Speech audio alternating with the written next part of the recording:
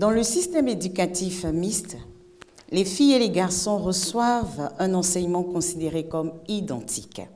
Cependant, les femmes rencontrent souvent des difficultés dans leur trajectoire professionnelle. La question d'inégalité entre filles et garçons demeure essentielle. Les difficultés liées au genre féminin au niveau de l'école et de la carrière, on en parle. Bienvenue à vous sur votre émission Entre nous femmes. Bonsoir, bonsoir, bonsoir, téléspectateurs de Ecclesia TV. Heureuse de vous retrouver, heureuse de redémarrer encore cette émission avec vous. À mes côtés, ma collaboratrice, ma co-animatrice, Manuela. Comment tu vas? Alors, super contente de te retrouver, de retrouver nos téléspectateurs. J'espère qu'ils vont super bien, qu'ils vont s'asseoir, écouter attentivement tout ce qui sera dit aujourd'hui. Évidemment. Alors, je te laisse la latitude de présenter nos invités ou de leur permettre de se présenter. Hein. Bienvenue à vous sur le plateau de Entre nous femmes, Manuela. Alors, nous sommes entre nous femmes, il n'y a pas de chichi, la liberté est de mise. On va donc permettre à cette valeureuse dame, charmante dame, de nous dire en quelques mots ce qu'on peut retenir d'elle. On va commencer à celle qui est à ma droite. Alors, bonjour madame. Bonjour madame, bonjour madame. Bonjour. Petite présentation pour que l'on sache précisément qui vous êtes. Je suis madame Naounou Angèle Marie-Louise. Je suis dirigeante d'un groupe scolaire.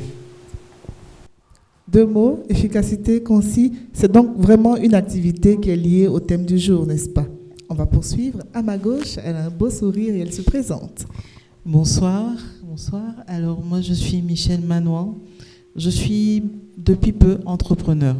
Voilà. On va certainement en savoir plus tout à l'heure, mais je crois qu'il est temps d'entrer de plein pied dans le vif du sujet. Exactement, Manuela. Les difficultés liées au genre féminin, au niveau de l'école et de la carrière, on en parle aujourd'hui. Les femmes sont trop maltraitées. Nous ne sommes pas mises à nos places, c'est vrai, mais la société nous maltraite, femmes. Asseyez-vous bien, on en parle. Manuela, je te laisse introduire ce beau sujet-là. Alors, nous savons donc que la femme, c'est 50% quand même des habitants de la planète. La femme, c'est un apport économique incommensurable. La femme, c'est surtout celle qui donne la vie, qui l'accompagne dans les premiers jours de la vie. Mais cette femme-là est-elle formée comme il se doit pour affronter le 21e siècle? On parle d'école. Sachez-le, dans de nombreux pays, surtout sous-développés, les femmes n'ont pas accès, les petites filles n'ont pas accès à la formation qui feront d'elles des acteurs du développement. Donc moi, ce que je voudrais savoir d'abord, qu'est-ce qui peut expliquer ce fait? Garçons et filles, on suppose qu'on a la même intelligence. Hein? Pourquoi est-ce que les parents préfèrent, en cas de difficulté, inscrire plutôt le garçon que la fille? On commence, Madame Naounou. Ok, merci. En effet, face aux difficultés que les parents rencontrent, et quand il y a lieu de faire un choix pour scolariser un enfant, le petit garçon est privilégié. Je ne pense pas que ça soit de gaieté de cœur que les parents le font, mais on se dit, un garçon scolarisé, demain s'il travaille, s'il peut se prendre en charge, lui au moins, il peut aider la famille. C'est une analyse malheureusement, mais c'est comme ça les faite. Par rapport à la fille, elle, son rendement est plus rapide que le garçon. Parce qu'on se dit, si elle est à la maison, en aidant maman, les travaux vont plus vite. Que ça soit à la maison ou bien dans ce que maman fait, elle devient une aide qu'on peut rapidement exploiter par rapport au petit garçon. Petit garçon qui n'a pas de bras, il faut préciser que les petits garçons sont tous manchots, donc ils ne peuvent pas aider maman. Bon, on se dit, pas parce qu'ils sont manchots, mais c'est dans nos cultures. On se dit que le petit garçon, déjà, la maman même qui parle à son petit garçon, on le voit déjà en papa. Elle le voit déjà en papa. On a remarqué facilement, la maman appelle son mari papa. Et même son petit garçon papa. Par rapport à la petite fille, elle va plutôt la voir comme sa sœur. Elle va plutôt la voir comme sa sœur. Et elle se dit, mais même si elle grandit, qu'est-ce qu'elle peut faire d'autre à part ce que moi je suis en train de faire. Donc autant l'entraîner rapidement pour ne pas perdre le temps. Parce que si elle apprend vite, c'est un avantage pour moi, maman.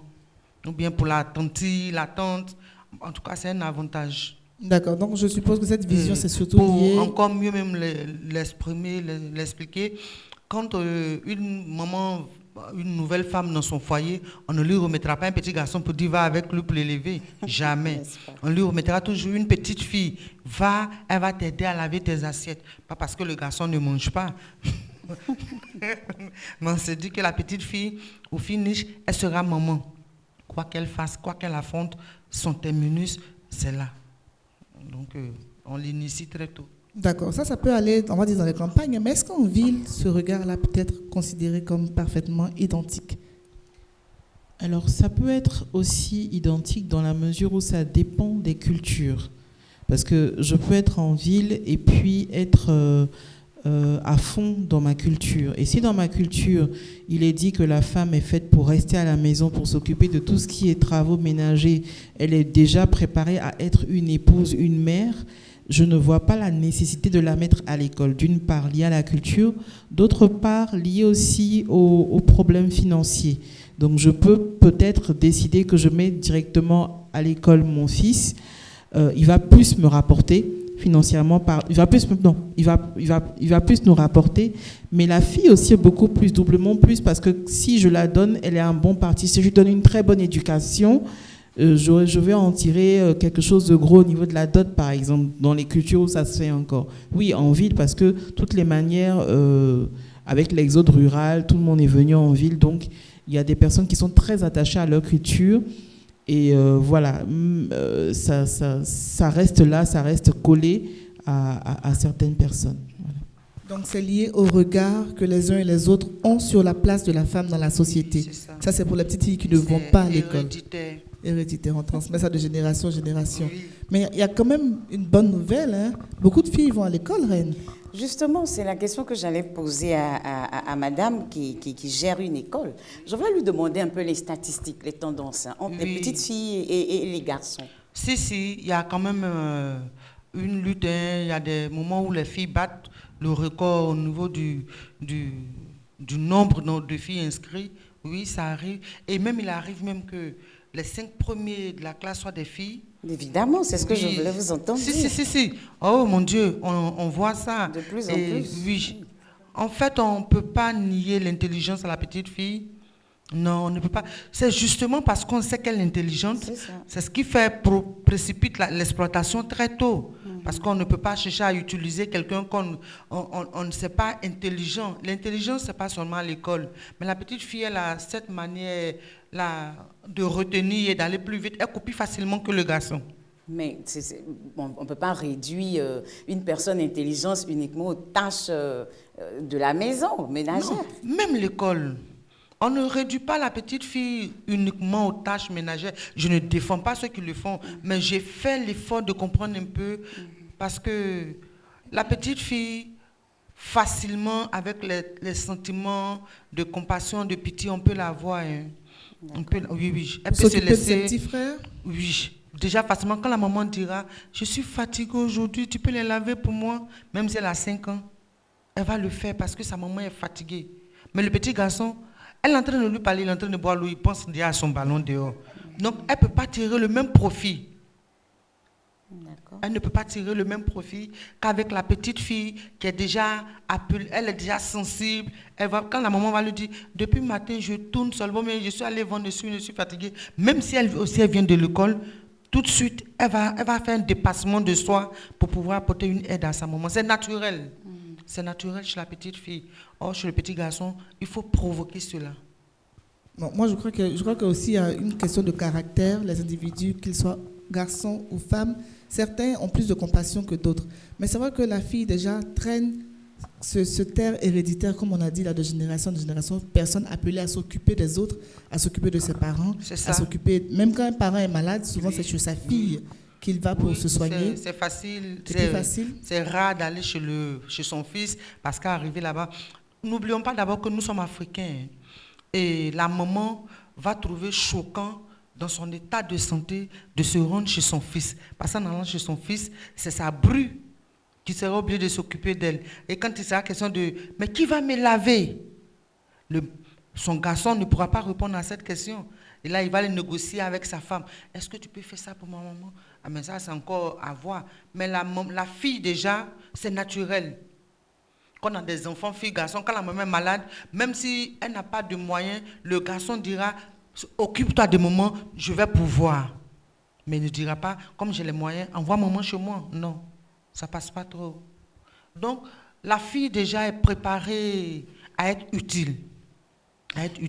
Mais on gagnerait à la scolariser. Parce qu'on gagne 2 fois. Donc tout ce qu'on dit là, c'est pas parce qu'on justifie, c'est pour expliquer en fait. C'est pour expliquer, c'est pas pour donner raison à cette mentalité, non. C'est pas pour donner raison à cette mentalité, mais c'est pour expliquer et faire comprendre aussi que en développant en plus de ce caractère de responsabilité que la petite fille a déjà, si on y ajoute le fait qu'elle puisse avoir une connaissance intellectuelle qui demain encore pourrait être utile, on gagne 2 fois.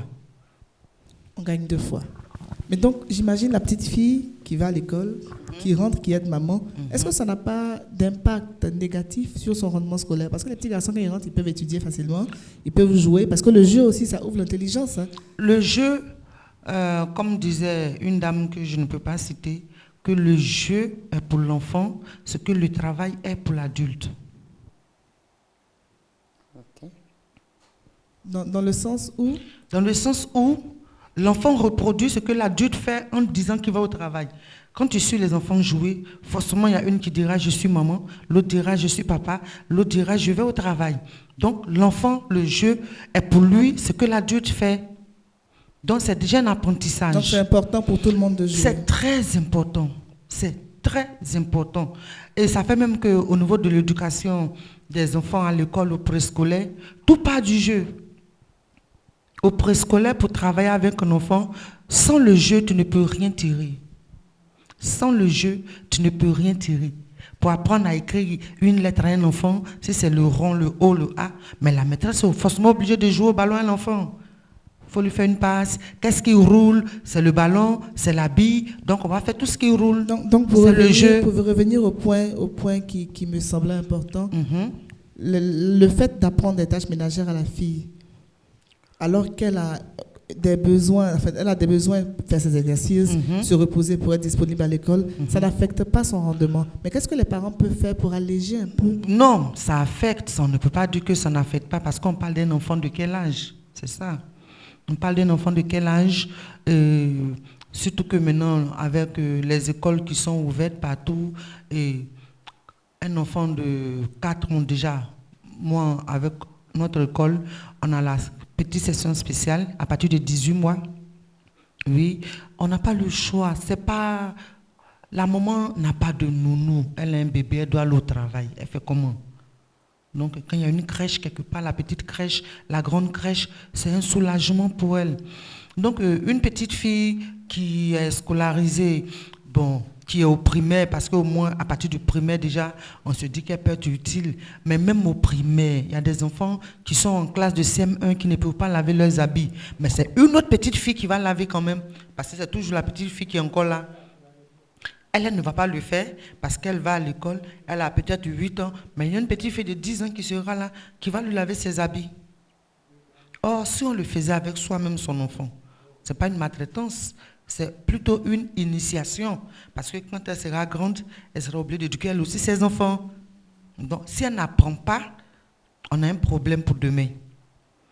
Quand on fait ces tâches, on est en train de créer un problème, peut-être qu'on ne voit pas, mais demain, cette dernière sera dépendante. Elle pourra être dépendante. Ça peut être la nounou. Elle sera obligée. Elle ne saura pas s'organiser. Or, la femme, en général, on lui donne toujours 10 bras. Oui. Un bras qui a la sauce, un bras en train de travailler avec les enfants, un autre bras qui est en train de faire le ménage. Elle peut faire, la femme peut faire 10 tâches. En fait, c'est ce qui fait la différence entre elle et l'homme. Alors moi j'ai une question à poser à Michel. La différence entre l'homme et la femme, c'est donc ça, elle est multitâche, capable de faire plusieurs choses. Mais est-ce que ce n'est pas lié à l'éducation? Est-ce que si on éduque différemment les petits garçons, ils ne pourront pas devenir aussi multitâches ou bien c'est instinctif? Je reviens encore à une question de culture. Je reviens à la culture. Tout dépend de la culture de un et de l'éducation de l'autre. Pour qu'on puisse éduquer un garçon à être multitâche, il faut que ça soit dans notre culture. Si ce n'est pas dans la culture, je ne vais pas trouver l'utilité de donner cette éducation-là à mon enfant. Je sais que dans certains pays, alors il y a un pays, j'ai oublié le nom du pays, ça m'échappe malheureusement, mais dans ce pays-là, ce qu'on a l'habitude de voir avec les femmes, mais c'est chez les garçons ont été éduqués pour ça, dans la tenue et tout, dans la cuisine, voilà. Ils sont éduqués pour pouvoir, ils savent, ils sont des super chefs cuisiniers. Déjà dès le bas âge, on leur apprend comment est-ce qu'il faut cuisiner, comment est-ce qu'il faut faire ci, comment est-ce qu'il faut faire le ménage et tout ça.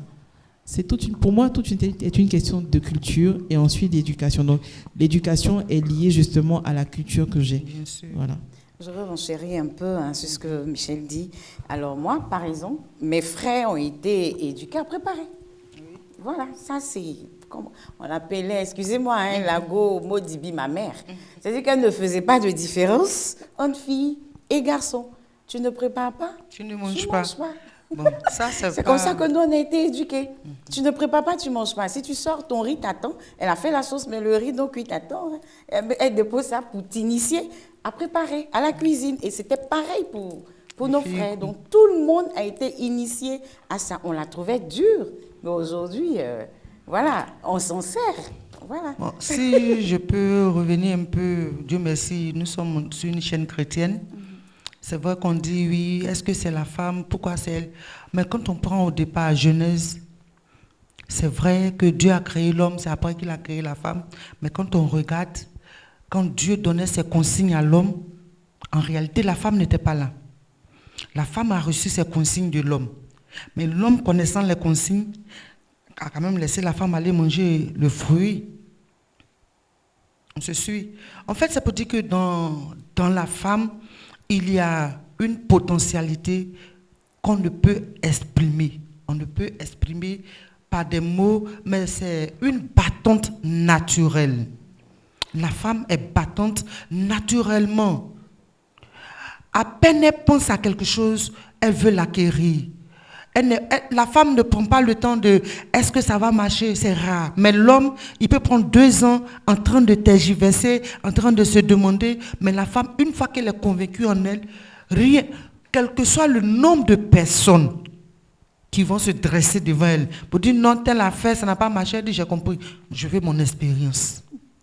C'est ça la femme. Rien ne l'intimide. Elle n'a peur de rien. Donc, le nombre de choses à fournir, à faire, ça ne l'intimide pas. Sauf si elle ne le veut pas.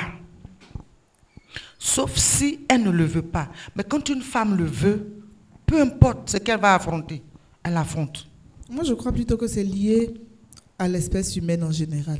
Ce que l'homme veut faire, il peut le faire. Mais puisque les attentes liées à la femme, notre culture... Mais si tu entends dire derrière un grand homme se cache une grande femme, c'est pas en vain. À côté, ce ne serait pas une mauvaise place non plus.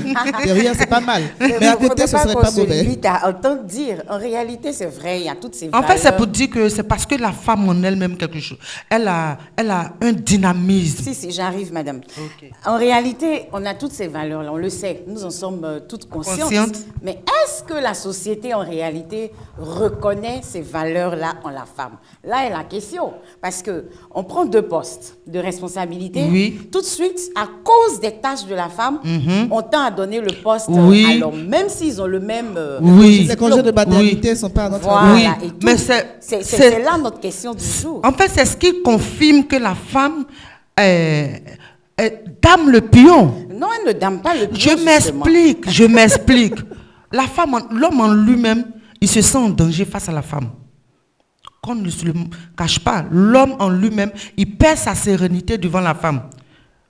Que ce soit pour un poste ou pour quoi que ce soit, il sait que la femme, qu'elle veut, elle peut. Donc, il est obligé de s'inventer des limites à imposer à la femme. Mais là, c'est là notre problème. Justement. On nous limite et on n'avance pas. Mais on nous limite, on nous réduit. Mais les limites qu'on nous impose ne nous définissent pas.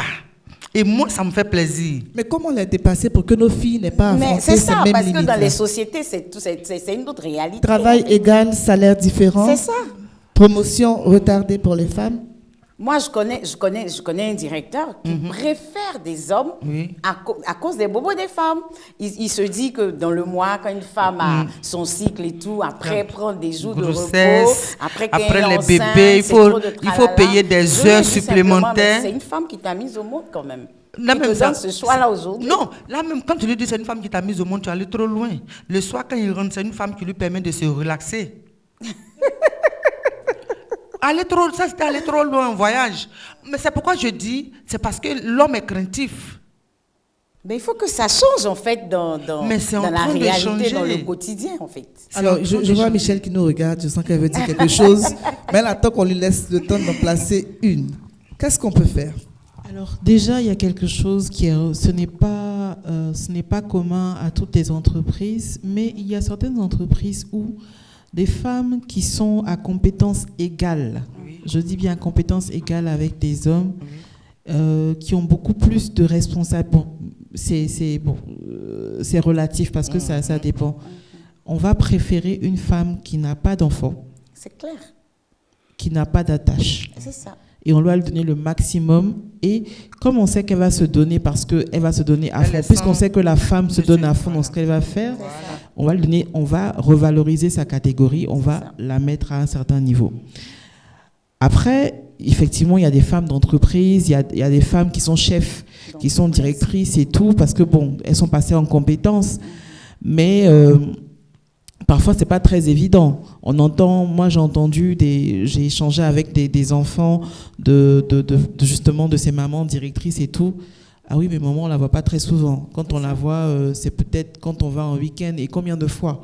Parce que l'entreprise nous vole notre maman. Mais il faut remarquer que femme, tu deviens intéressante quand tu n'as pas d'enfant et quand tu n'as pas d'attache. Exactement. À ce moment-là, on peut compter sur toi, on peut même augmenter tout ce que tu veux et on peut dire oui, là, c'est quelqu'un, on sait qu'on peut compter sur cette personne. À tout moment. Mais fais exprès de tomber, ne serait-ce qu'enceinte, tu vas voir que voilà, ça va. Mais est-ce que c'est pas aussi dû au fait des femmes qui démontrent que leur carrière doit passer avant la famille ou avant tout ça? Elles n'ont pas le choix. Soit tu t'investis dans la famille, tu es une maman épanouie, une épouse épanouie, et tu as un poste, on va dire, moyen. Ou alors, tu t'investis dans le travail, tu deviens vraiment une femme de feu, de puissance au travail, mais à la maison, tu n'es pas présente. Parce que c'est cumuler les deux, justement, mais pourquoi on parle de droit alors? Parce que je pense que c'est à chacune de nous de faire valoriser ça. La femme est entière. Elle peut autant elle gère la famille, autant elle peut mettre son entreprise sur un piédestal. Si on ne nous réduit pas à un stade de femme, c'est enfant, c'est ménage et ceci et cela. Je pense que c'est cette mentalité-là qui doit changer. Il faut réussir déjà même à que les chefs d'entreprise aient une vision plus humaine du travail. Mais justement, ça dépend de nous les femmes aussi. Il y a aussi des femmes. Mais en fait, je peux dire aussi c'est une question d'organisation parce que en lisant, en me promenant, parce que je me promène beaucoup sur ce qui est réseaux sociaux et tout ce qui est Internet, je suis tombée sur des histoires de certaines femmes qui sont chefs d'entreprise, mais qui savent faire la part des choses. C'est-à-dire qu'elles sont compétentes, elles ont, comment on appelle ça, elles ont un bon rendement. C'est ça. Mais c'est la dame, quand elle quitte son travail, elle est comme une femme au foyer, à la cuisine. C'est-à-dire que sans que cela ne puisse peser sur elle, sans que lorsqu'elle rentre chez elle, elle soit fatiguée. Non, parce que lorsqu'elle s'est imposée des limites, justement, elle se dit, mon travail, c'est de 8h à 16h. Je mets mes réunions. Et en fait, il faut se donner des principes, en fait. Et si on est clair avec ces principes-là, on y va. Mais si on ne laisse pas, justement, dire...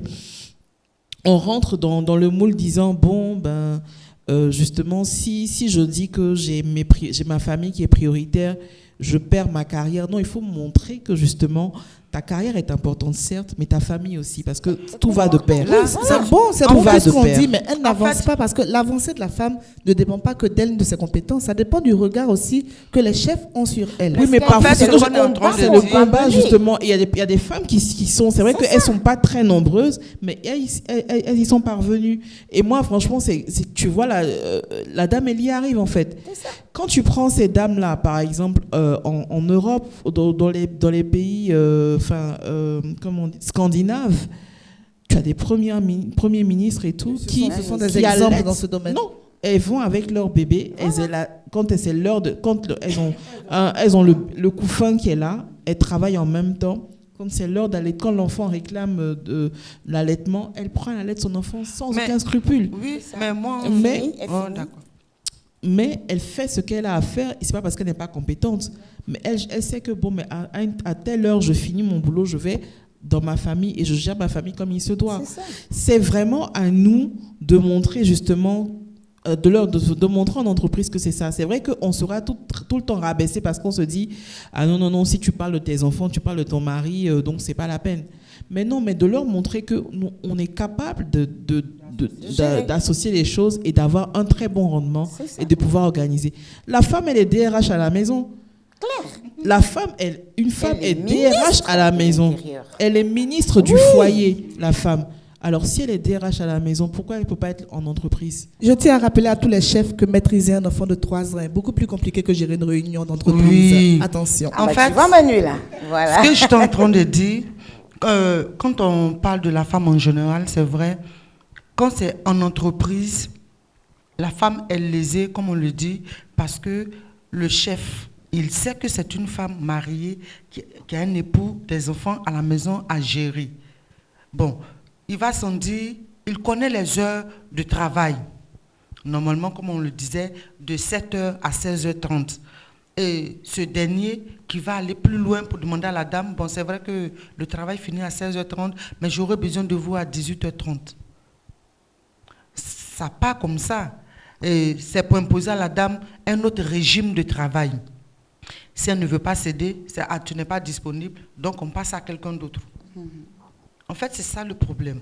Sinon, ce n'est pas parce que la femme n'a pas de compétences. Et souvent, quand tu vois un chef commencer à faire ainsi, c'est pour aller... il sort carrément du travail. Donc, on ne va pas obliger aussi toutes les femmes à devenir des entrepreneurs avant qu'on ne connaisse leurs valeurs. C'est ça. Donc, il faut que chaque femme se batte pour Il que faut, les droits oui. des autres femmes soient respectés. Voilà. Donc, j'espère que Sinon, moi-même aussi, l'année prochaine, il n'y aura pas d'entreprise et puis DRH à la maison aussi. Et mes 2 derniers, je partais avec eux très tôt. Combien d'enfants? 4 garçons. Garçons. 4 directeurs. Merci. Directeur, Et quand je leur parle de l'entreprise, ils disent « Maman, on n'aura pas le temps de gérer pour toi, hein, parce qu'on doit faire pour nous-mêmes. » Mais je vais avec le bébé au travail, parce que je dois rencontrer les parents d'élèves. Le bébé non lavé le matin, ça ne fait rien. Jusqu'à quand 9h, 10h, c'est un temps creux. C'est là que je m'occupe de mon bébé. Ça n'affecte pas mon travail. En fait, c'est la méchanceté de l'homme qui fait croire que la femme ne peut pas occuper un poste. C'est un esprit de rivalité, de concurrence qui crée ce problème. Moi, j'aimerais demander aussi, si les hommes, puisque la femme est multitâche, devenaient eux aussi multitâches, concédés à la maison, il y aurait moins de pression, moins d'attente à la maison pour qu'en allant au travail tous les deux. Je ne sais pas si vous comprenez l'idée. Oui, mais c'est ça. Ça existe de plus en plus, mais combien sont regardés de haut? J'entends, tu es commandé par ta femme, tu es piétiné, alors qu'il faut aider. Il faut aider. À cause du souci de nounou, aujourd'hui, les jeunes foyers, on en voit de plus en plus. Monsieur rentre à la maison, il se partage le travail. Moi, j'en connais plusieurs foyers aujourd'hui. Et bon, je pense qu'on va tous copier. Ça va y J'espère que la maman de 4 garçons là saura inculquer. Mais pourquoi? On n'a pas le choix. Oui. Tout à l'heure, on le disait, tu as 2 boulots. Bon, parce qu'à la fin, c'est le revenu qu'on calcule. C'est ce qui nous amène à avoir 2 boulots. Si chacun doit avoir 2 boulots, on s'assoit et puis on met 4 sur table. Ah, mes chéris, tu vois comment nous deux on sort matin. En fait, cette mentalité qui nous a fatigués avec la femme, elle doit faire le ménage, c'est parce qu'avant, il n'était pas demandé à la femme de travailler. C'est ça. Il n'était pas demandé à la femme de travailler. Nos parents n'avaient pas besoin que la maman sache lire. Non, assieds-toi là, donne l'éducation, papa va au travail. Mais maintenant, on se rend compte que ce que papa rapporte, c'est peu. Et maintenant, même papa en veut à maman. Tu ne peux pas mettre au moins une table devant la porte là. Tu n'as pas ta camarade. Papa même veut que maman travaille. Avant, papa ne demandait pas. On a vu des femmes qui avaient des diplômes, puis le monsieur dit non, moi je veux une femme au foyer. C'est ça. Et puis elle s'assoit. Ça parce que, mais ce sont les conditions. En ce moment, il pouvait couvrir toutes les dépenses. Mais maintenant, il ne peut plus. L'université fait combien de millions?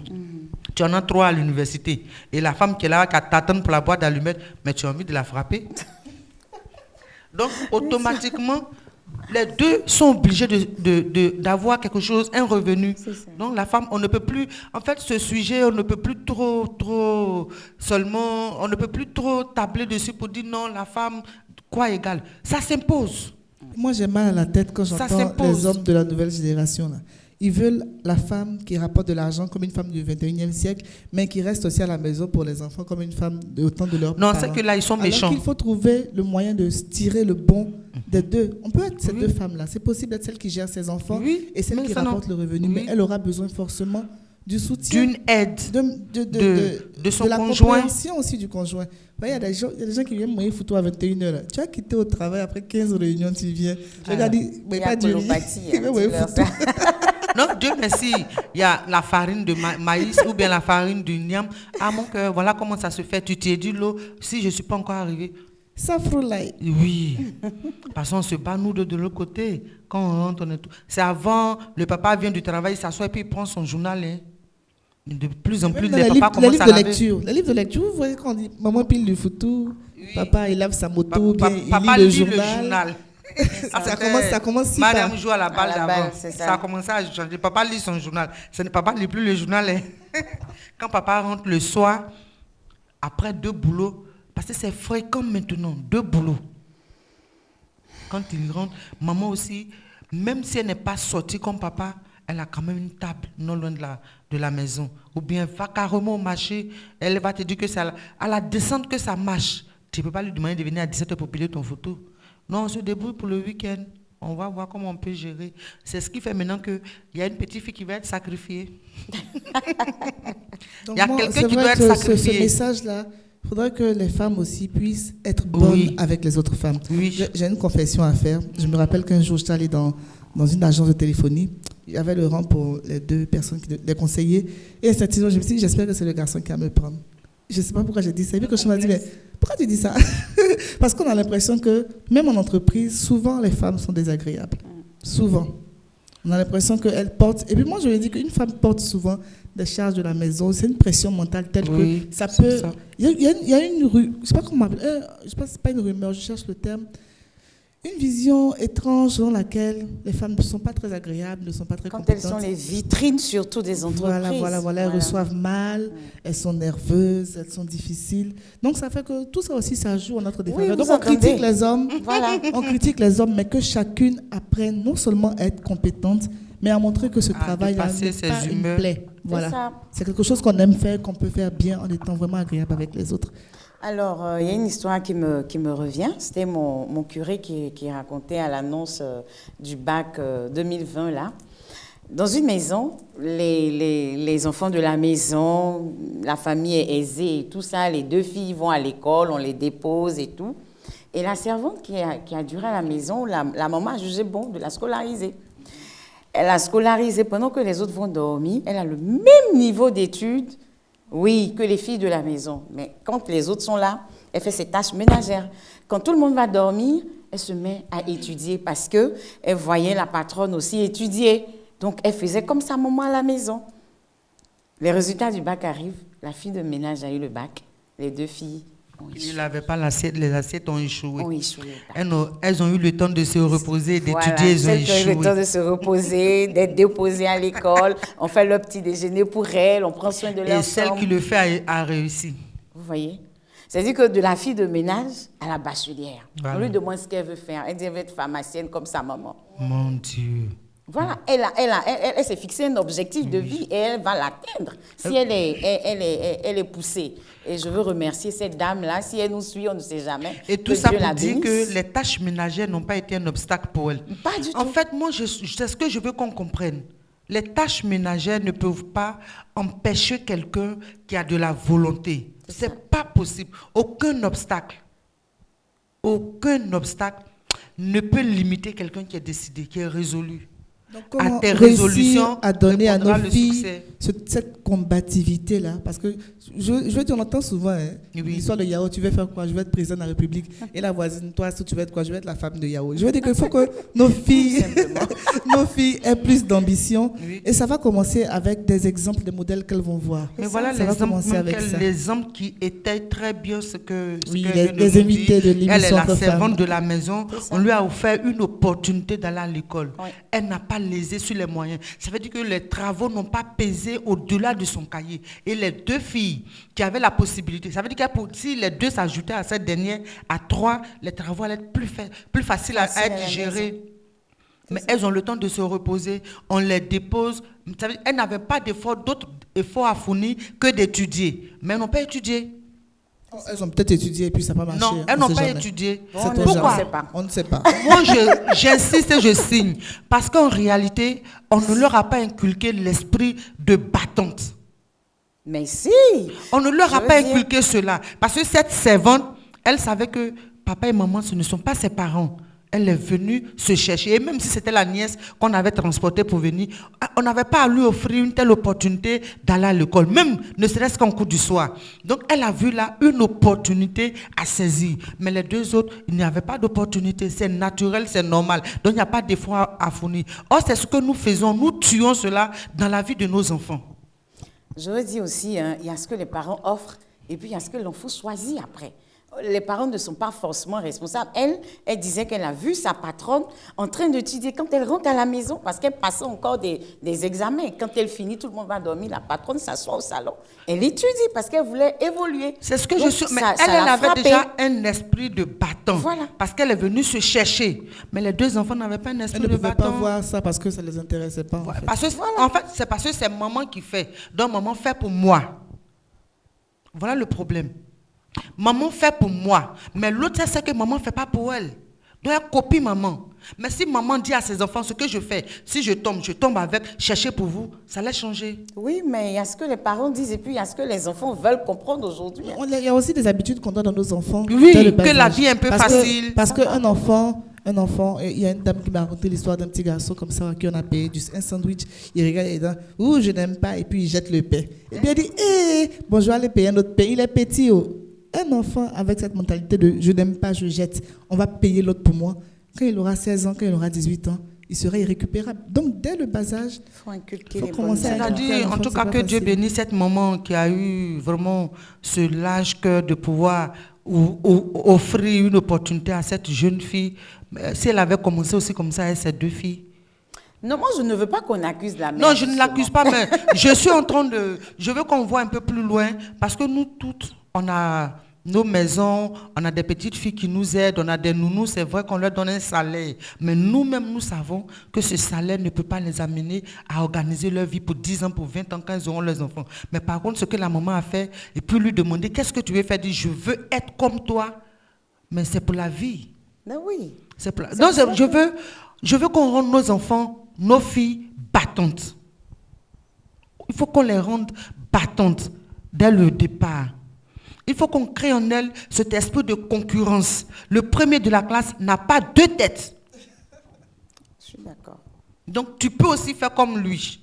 Et quand on voit que son enfant a des lacunes, déjà dès le départ, éradiquer ces lacunes pour pouvoir lui donner, en plus de ça, ça c'est vrai, ce sont les études, ce sont des diplômes que ça va t'apporter. Mais les diplômes ne te donneront pas d'inculquer un caractère à tes enfants.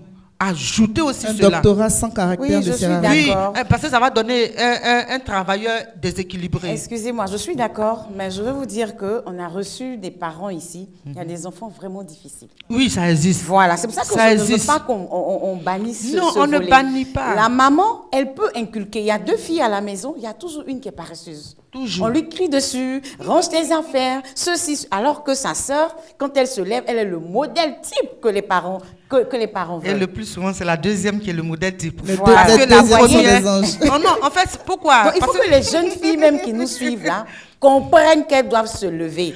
Aujourd'hui, tu payes une facture, donc ton homme paye la facture de CIE, fini le temps d'avant. Il faut que chacune puisse comprendre ça en fait. Donc Michel, d'après toi, Bon, je veux qu'elle parle. Elle nous regarde comme ça, je veux qu'elle parle. Comment faire pour inculquer... C'est vrai qu'on parle des jeunes filles, mais à tous nos enfants, parce que souvent on se dit, moi j'ai pris le bus, moi j'ai souffert, je veux pas que mon enfant souffre mon aussi. enfant soit Donc dépassé. trouver le juste milieu entre leur donner un minimum d'aisance et puis de ne pas en faire aussi des bébés gâtés. Comment est-ce qu'on fait ça? Tu l'as dit, c'est trouver le juste milieu. C'est-à-dire que, et comme j'en parlais avant d'introduire l'émission, c'est vraiment le juste, c'est délicat. On prend un parent, comme je disais tout à l'heure, qui a vraiment, comme on dit en guillemets, galéré et qui a vraiment souffert toute sa vie. Quand il devient parent, il a son enfant. Il ne peut pas, si ce parent a connu la faim, il ne peut pas accepter que son enfant connaisse la faim. Évidemment. Et donc, il va mettre tout à sa disposition pour que l'enfant ne vive pas ce qu'il a vécu. Mais là où il faut faire attention, c'est justement dans tout ce qu'on met à sa disposition. Est-ce qu'on lui donne tout, complètement tout, ou bien on lui donne le nécessaire, et puis on lui dit, écoute, il faut que tu puisses aller de l'avant, parce que tu ne m'auras pas toujours. Moi, je n'ai pas toujours tout eu.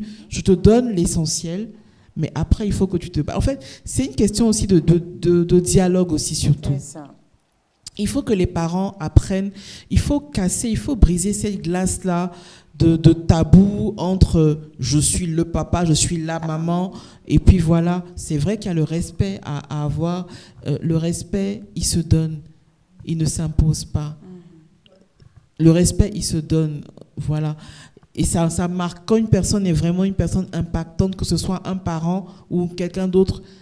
En fait, comment dirais-je, ça va de soi, ça coule de source, ça s'impose. Donc, vraiment, c'est que les parents déjà apprennent à dialoguer. Il y en a qui vont dire, oui, mais on est tellement ouvert avec les enfants qui font tout et n'importe quoi. Non, c'est pas ça. On ne demande pas d'être ouvert et de permettre que tout et n'importe quoi se fasse. De toutes les manières, on a beau vivre avec quelqu'un, on ne sait jamais qui est cette personne en réalité. Si je prends mon exemple personnel, mes parents n'ont jamais su qui j'étais en réalité toute mon adolescence, par exemple. Chez moi, à la maison, j'étais la fille renfermée la plus exécrable, mais j'avais un autre visage dehors. Mes parents, quand j'ai fait ma crise d'adolescence, mes parents ne pouvaient pas une seule fois s'imaginer que j'étais dehors à 4h, 5h du matin. Pour mes parents, je dormais. Donc, j'ai un visage d'ange à la maison, à qui on donnerait le bon Dieu sans confession.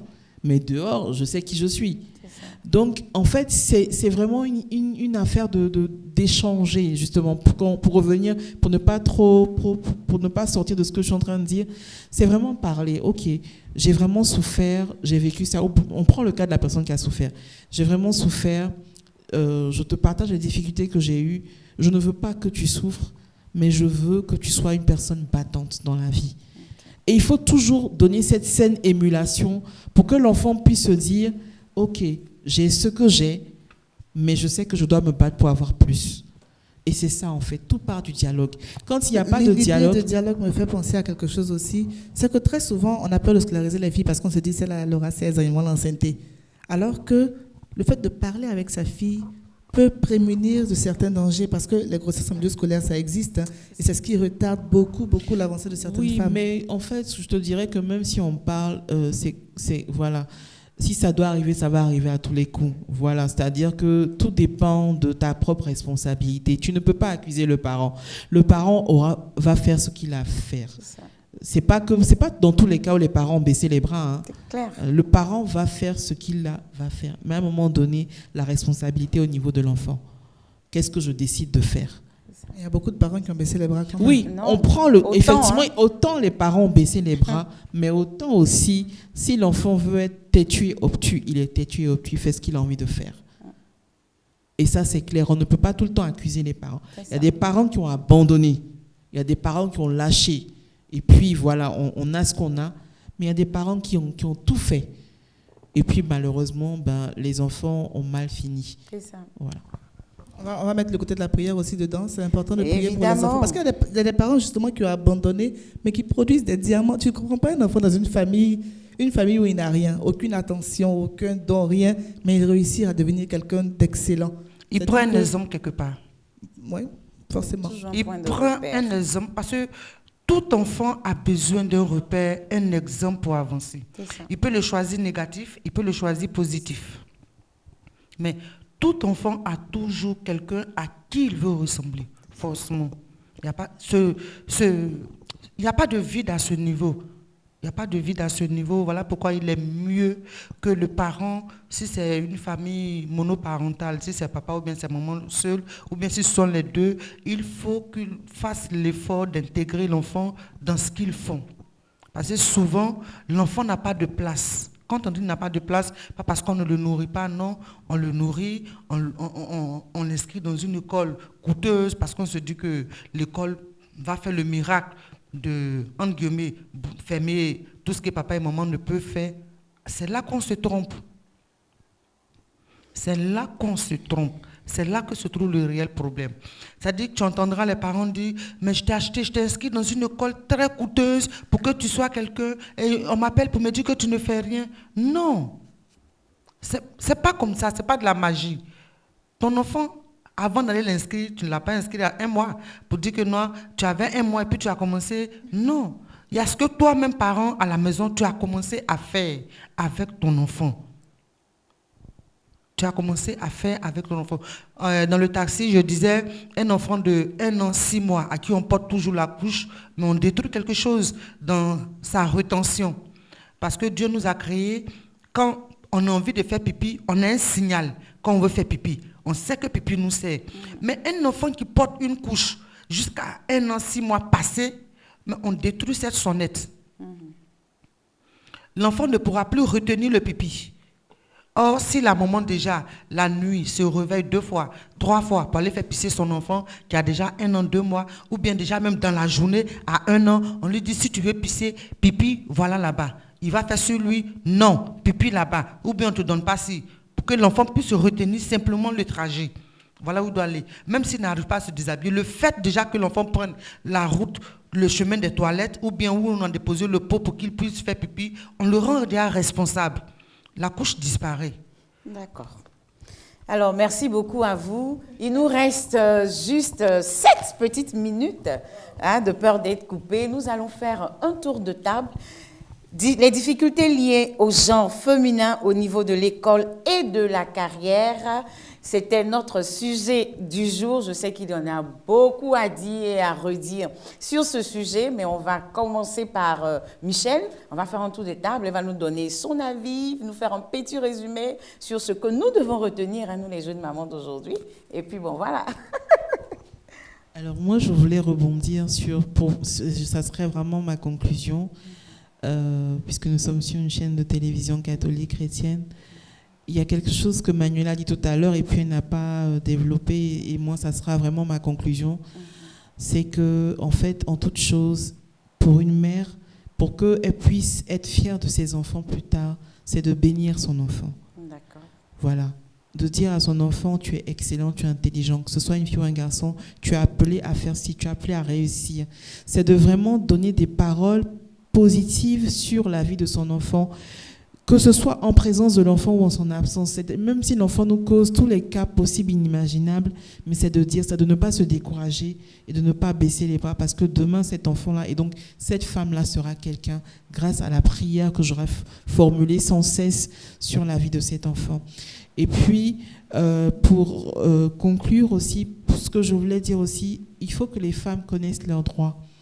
Parce que justement, quand le chef d'entreprise commence à dire, alors que la dame a son heure d'allaitement, il y a des femmes qui ont des heures d'allaitement, et puis tu mets une réunion, tu sais très bien qu'elle doit partir en heure d'allaitement, et tu mets sciemment une réunion à l'heure à laquelle elle doit partir. Tu lui poses un cas de conscience, parce que si elle part, c'est dans son département. C'est ça.